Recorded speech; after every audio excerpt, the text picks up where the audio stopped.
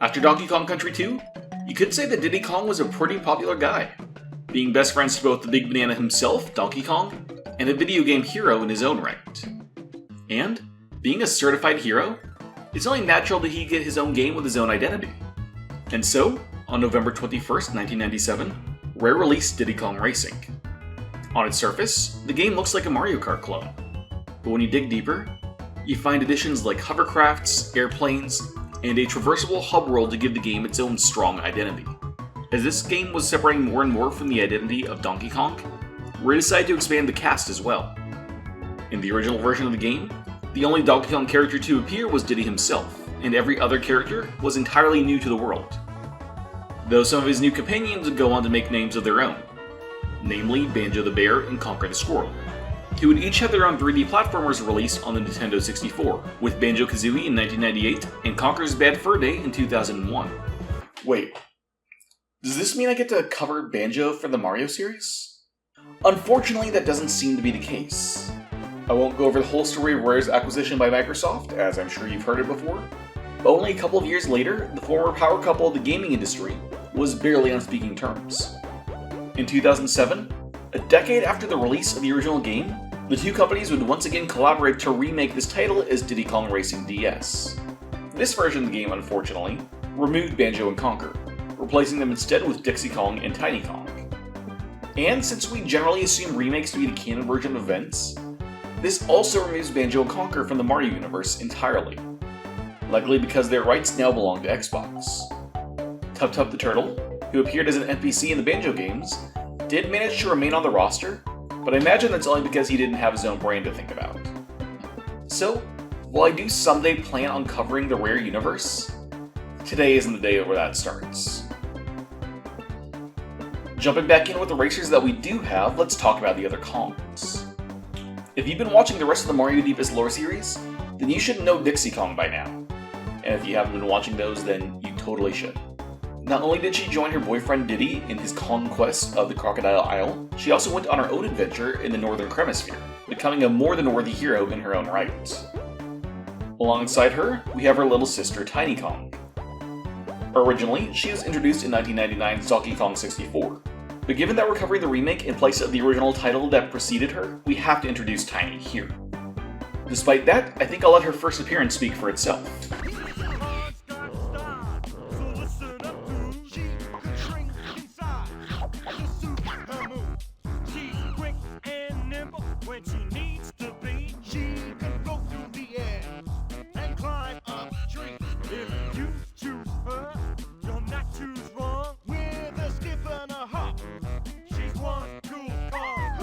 DK! Donkey Kong! DK! Oh, sorry. As Master Rapper George Andreas just told us, she's a Kong with the ability to change in size. Also, I need to walk back something that I said about her earlier.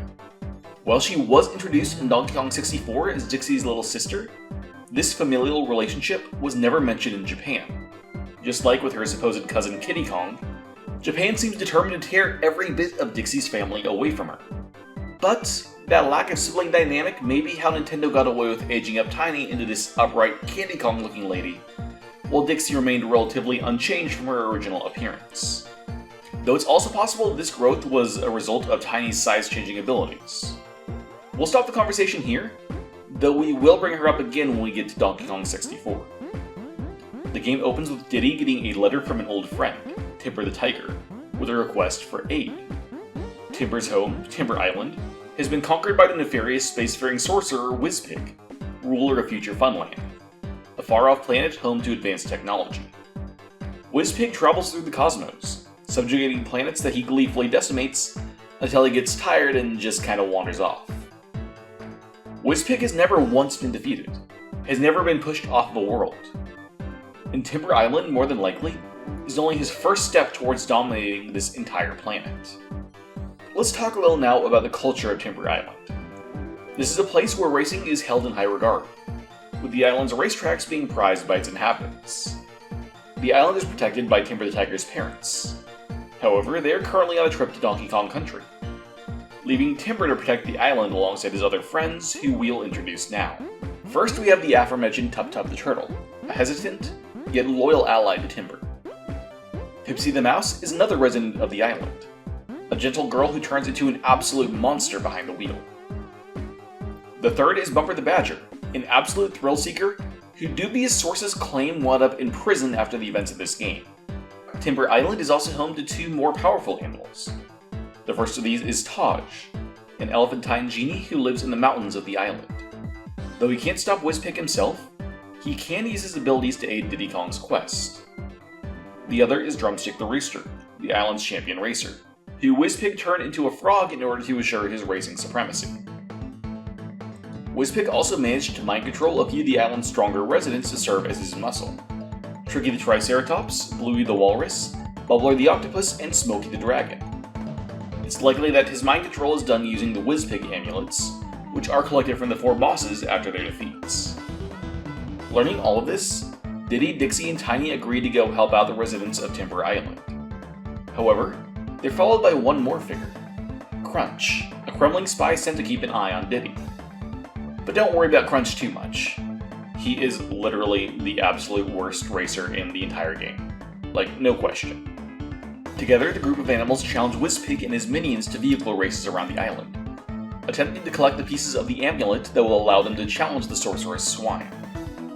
One champion from among the assembled racers does manage to collect all four. Exactly who isn't clear, but the role most naturally would fall to Diddy, the game's namesake, or Timber, who serves as the island's protector. Timber also was originally intended to be the main character of the game before Diddy Kong was attached to the project. Upon collecting all four pieces of the amulet, the racer is given a chance to race and defeat Wiz Pig. Ashamed of this loss, Wiz Pig retreats to Future Funland, where another set of four races awaits the challengers. This time, however, the racer needs to collect the 4 TT medals, which are linked to one more mysterious character.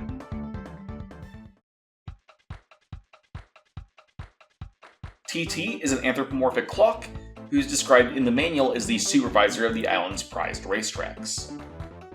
Likely he's the timekeeper, both given that he's a clock and because racing against him serves as the adventure's time trial mode. As part of his power grab, Wiz Pig sealed TT behind wish doors in each lobby.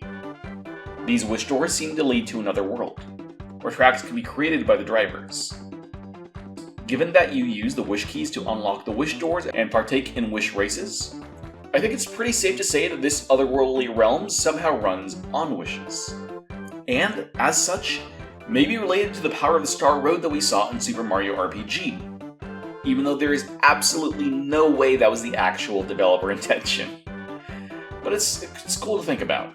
Each time the racer beats TT in one of these races, they earn a portion of his amulet. However, with the help of TT's amulet, the winning racer finds Wiz Pig again and bests him on his home turf, sending the boorish mage back into space for good. Well, okay, kind of for good. There is a second adventure mode where Wiz Pig does return and seems to take place after the original, but after that second time, I'm pretty sure he's actually gone. I think. In the DS remake, it's also possible to unlock race courses that take place on DK Isle, which I think is just a really cool addition, even if it doesn't add much story-wise. Now the timeline for this game is really weird. On one hand, Diddy and DK are described as the only heroes of Donkey Kong Country. This implies that the game takes place after Donkey Kong Country 2. However, the omission of Dixie in that list may also suggest that she hasn't gone on her own adventure yet either. On the other hand, Tiny is also shown in her teenage form, something which doesn't happen until after Donkey Kong 64, which itself must take place after Donkey Kong Country 3.